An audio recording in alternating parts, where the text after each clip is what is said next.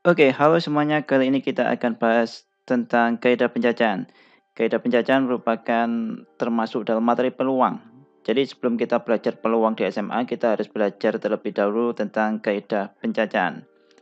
Kaidah penjajahan sendiri itu adalah aturan untuk menentukan banyaknya kemungkinan. Oke, kakak ada di sini ya. Oke, langsung aja kita masuk ke materi yang sering muncul dalam kaidah penjajahan atau masalah ya yang sering muncul dalam kaidah penjajahan, yaitu tentang banyaknya cara atau banyaknya jalan. Misalkan dari A ke B itu ada 4 jalan. Jalan pertama, jalan kedua, jalan ketiga, jalan keempat. Kemudian dari B ke C itu ada 3 jalan. Ini jalan pertama, jalan kedua, jalan ketiga. Seperti ini.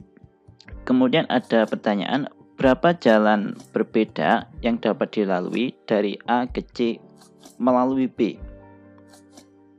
Ini permasalahan pertama ya. Oke, sekarang kita hitung aja. Berapa banyak jalan berbeda dari A ke C melalui B? Artinya kan dari A ke B, kemudian ke C gitu kan. Sekarang pertanyaannya, dari A ke B itu ada berapa jalan? Dari A ke B, ada berapa cara? Kita hitung manual aja. Kalau dari A ke B kan yang pertama kan bisa pakai yang paling atas ini. Ini kan. Ini 1. Kemudian yang kedua kan bawahnya ini. Kemudian ketiga bawahnya lagi. Keempat bawahnya lagi. Nah, ada 4 cara. Oke. Kemudian dari B ke C. Dari B ke C itu sendiri kan ada berapa jalan? Kita hitung bersama-sama ya. Yang paling atas ini 1, yang tengah ini 2, kemudian 3. Berarti di sini ada 3 cara. Oke. Kemudian kalau dari A ke B ke C, berarti ada berapa jalan yang bisa dilalui? Otomatis kan yang pertama kita melalui yang atas ini. Yang atas ini ya. Nah, yang pertama dari atas ini, dari A ke B ya. Nanti kan ada berapa cara? B ke C-nya. B ke C-nya kan bisa pakai yang paling atas ini, 1, ya kan ini. Kemudian bisa pakai yang kedua, yang tengah sini. Kemudian bisa pakai juga yang ketiga, yang paling bawah sini. Sehingga dari A ke B kalau pakai yang paling atas itu ada 3 cara, ya kan? Karena nanti pasangannya bisa yang paling atas ini, bisa yang kedua sini, bisa yang ketiga. Itu untuk B ke C-nya. Sehingga untuk satu jalan di B itu ada 3 cara.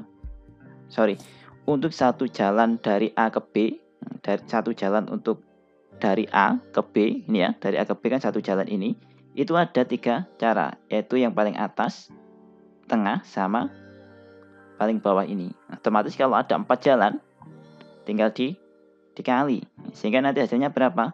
4 kali 3 atau sama dengan 12. Oke, ngerti ya? Itu untuk permasalahan pertama. Kemudian kita masuk ke permasalahan kedua misalkan. Di sini ya. Misalkan di sini ada pertanyaan berapa jalan berbeda yang dapat dilalui dari A ke B ke C, kembali lagi ke B, kembali lagi ke A, bila jalan yang sama boleh dilalui. Oke. Kita tahu dari A ke B ada 4 jalan ya. Kemudian dari B ke C itu ada 3 jalan. Sehingga dari A ke B ke C tadi kan 4 kali 3. Totalnya ada 12 jalan. Nah, kemudian itu kembali lagi. Tinggal diapakan? Dikali. Kalau tadi kan awalnya cuma 4 kali 3. Dari A ke B 4, dari B ke C 3. Sekarang dari C ke B kan ada 3 kan kalau balik lagi, dan jalan yang dilalui itu boleh dilalui lagi. Misalkan dari A ke B, kamu berangkatnya dari atas ini. Kemudian dari B ke C lewat atas lagi. Oke. Kemudian baliknya juga gitu. Kamu boleh balik lewat atas lagi. Dari C ke B lewat atas ini lagi boleh. Ini gini. Nah, gini balik gini. Kemudian dari B ke A lewat atas ini lagi juga boleh. Itu namanya jalan yang sama boleh dilalui. Nah, berarti kan ya tinggal dihitung. Kembalinya dari C ke B juga ada 3 jalan kan? Berarti ini tinggal dikali 3. Dari B ke A ada 4 jalan. Tinggal dikali 4. Nah, sehingga ini kalau dihitung nanti ini 12, sini juga 12. 12 kali 12 144.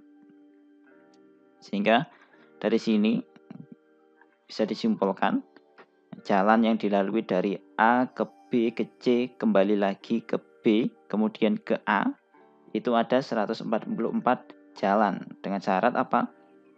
Jalan yang sama boleh dilalui. Oke. Kita ke permasalahan yang ketiga.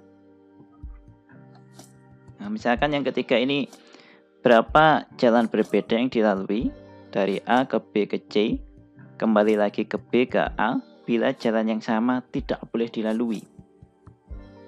Oke, tadi kita sudah sepakat kalau dari A ke B ini kan ada 4 jalan ya.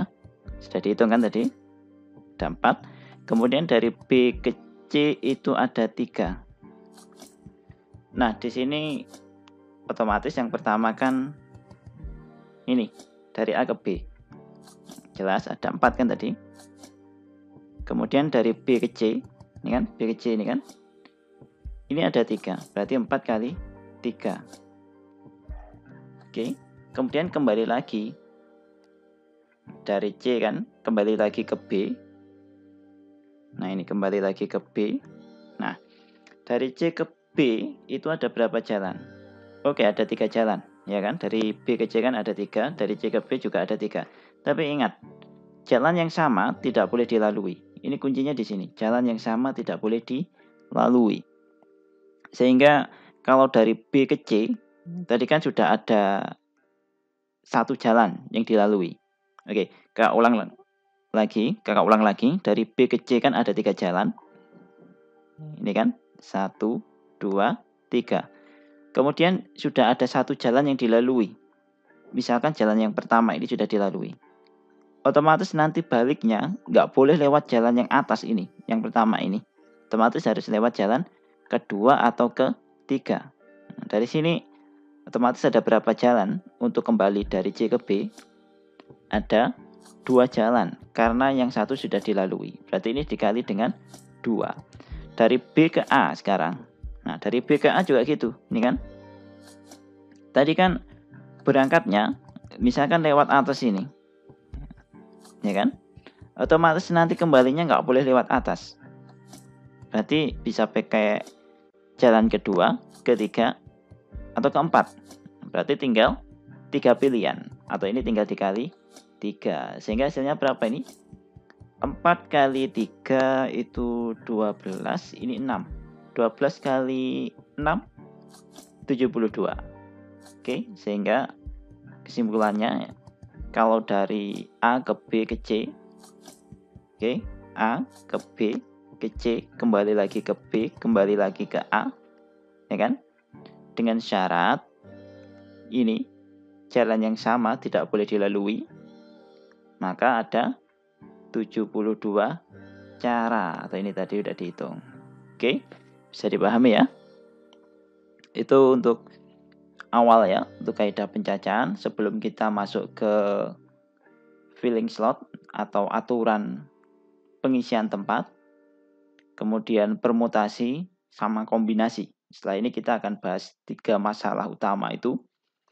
Oke, saya kira cukup. Sampai jumpa pada pertemuan yang akan datang. See you and bye.